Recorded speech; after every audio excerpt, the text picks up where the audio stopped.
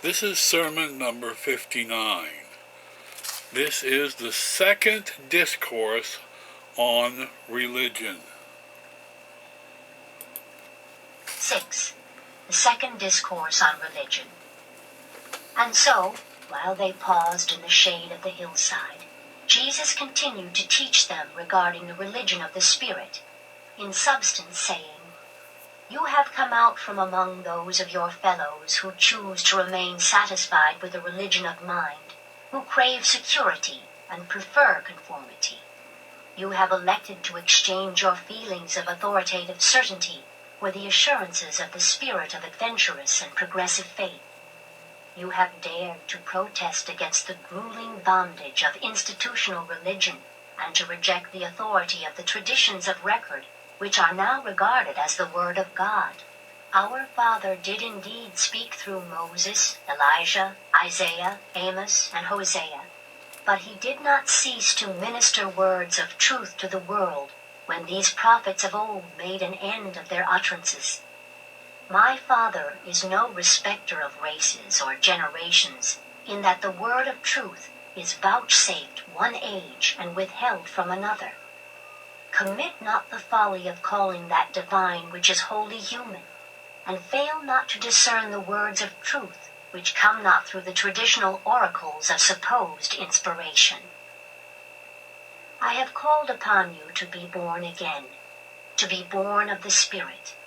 I have called you out of the darkness of authority and the lethargy of tradition, into the transcendent light of the realization of the possibility of making for yourselves the greatest discovery possible for the human soul to make. The supernal experience of finding God for yourself, in yourself, and of yourself, and of doing all this as a fact in your own personal experience. And so may you pass from death to life, from the authority of tradition to the experience of knowing God. Thus will you pass from darkness to light, from a racial faith inherited to a personal faith achieved by actual experience. And thereby will you progress from a theology of mind handed down by your ancestors to a true religion of spirit, which shall be built up in your souls as an eternal endowment. Your religion shall change from the mere intellectual belief in traditional authority to the actual experience of that living faith which is able to grasp the reality of God and all that relates to the divine Spirit of the Father. The religion of the mind ties you hopelessly to the past. The religion of the Spirit consists in progressive revelation and ever beckons you on toward higher and holier achievements in spiritual ideals and eternal realities. While the religion of authority may impart a present feeling of settled security, you pay for such a transient satisfaction the price of the loss of your spiritual freedom and religious liberty. My Father does not require of you as a price of entering the kingdom of heaven that you should force yourself to subscribe to a belief in things which are spiritually repugnant, unholy, and untruthful. It is not required of you that your own sense of mercy, justice, and truth should be outraged by submission to an outworn system of religious forms and ceremonies. The religion of the Spirit leaves you forever free to follow the truth wherever the leadings of the Spirit may take you. And who can judge? Perhaps this Spirit may have something to impart to this generation, which other generations have refused to hear. Shame on those false religious teachers who would drag hungry souls back into the dim and distant past, and there leave them. And so are these unfortunate persons doomed to become frightened by every new discovery, while they are discomfited by every new revelation of truth. The prophet who said, "He will be kept in perfect peace whose mind is stayed on God," was not a mere intellectual believer in authoritative theology. This truth-knowing human had discovered God. He was not merely talking about God. I admonish you to give up the practice of always quoting the prophets of old and praising the heroes of Israel. and instead aspire to become living prophets of the Most High and spiritual heroes of the coming kingdom. To honor the God-knowing leaders of the past may indeed be worthwhile, but why in so doing should you sacrifice the supreme experience of human existence, finding God for yourselves and knowing Him in your own souls? Every race of mankind has its own mental outlook upon human existence. Therefore must the religion of the mind ever run true to these various racial viewpoints. Never can the religions of authority come to unification. Human unity and mortal brotherhood can be achieved only by and through the superendowment of the religion of the Spirit. Racial minds may differ, but all mankind is indwelt by the same divine and eternal Spirit. The hope of human brotherhood can only be realized when, and as, the divergent mind religions of authority become impregnated with and overshadowed by the unifying and ennobling religion of the Spirit, the religion of personal spiritual experience. The religions of authority can only divide men and set them in conscientious array against each other. The religion of the Spirit will progressively draw men together and cause them to become understandingly sympathetic with one another. The religions of authority require of men uniformity in belief, but this is impossible of realization in the present state of the world.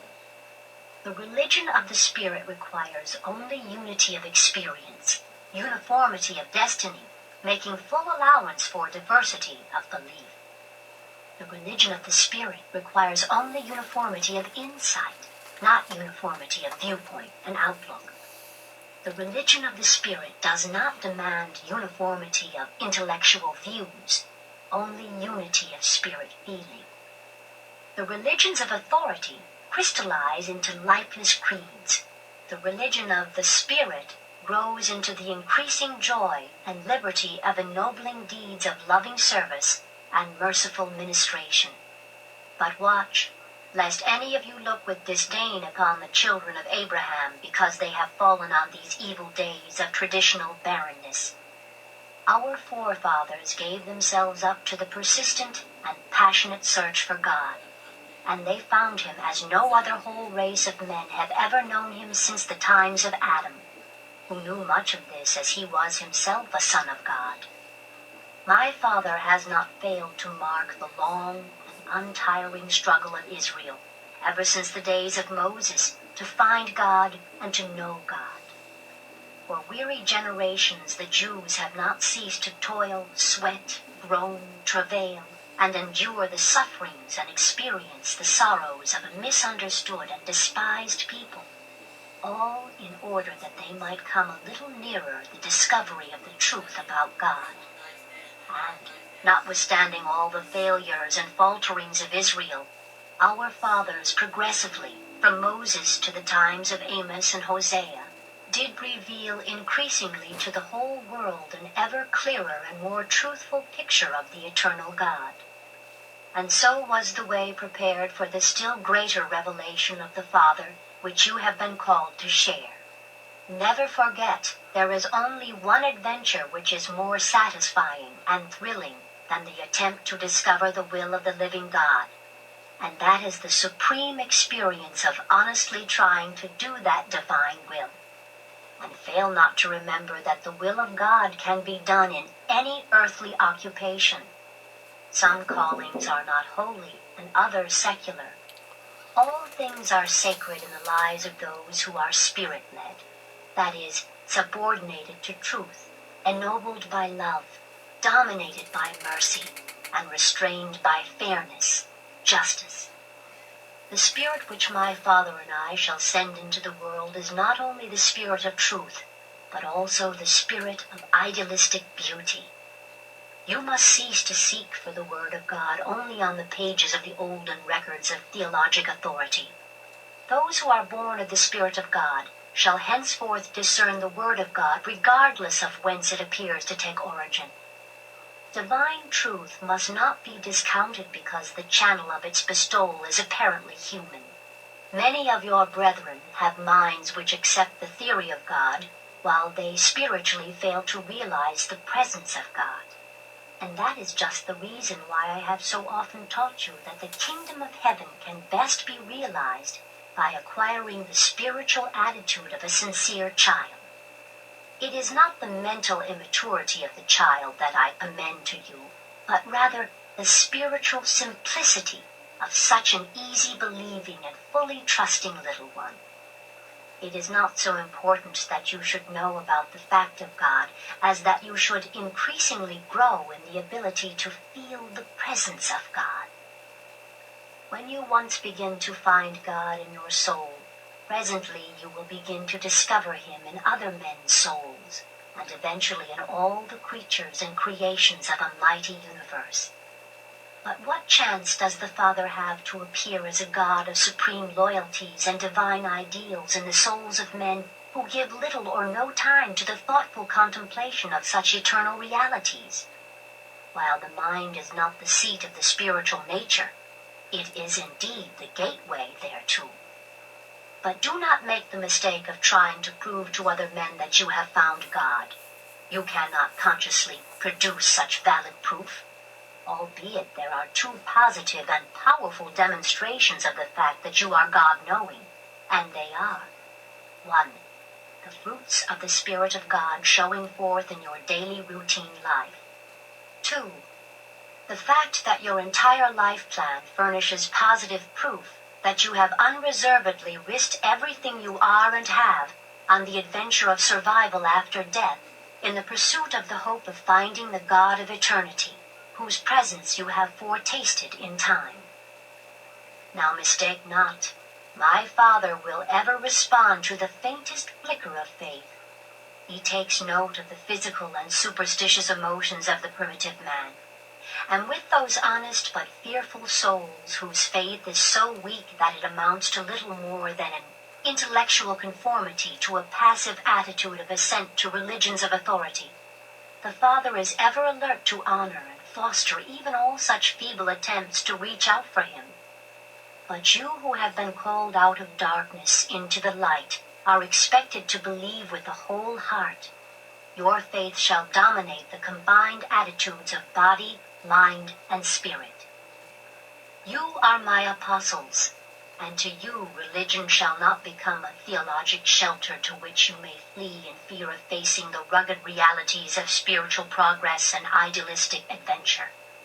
But rather, shall your religion become the fact of real experience which testifies that God has found you, idealized, ennobled, and spiritualized you, and that you have enlisted in the eternal adventure of finding the God who has thus found and sonshipped you. And when Jesus had finished speaking, he beckoned to Andrew, and pointing to the west toward Phoenicia said, "Let us be on our way." This reading from the Urantia book is presented by truthbook.com, audio version courtesy of Urantia Foundation.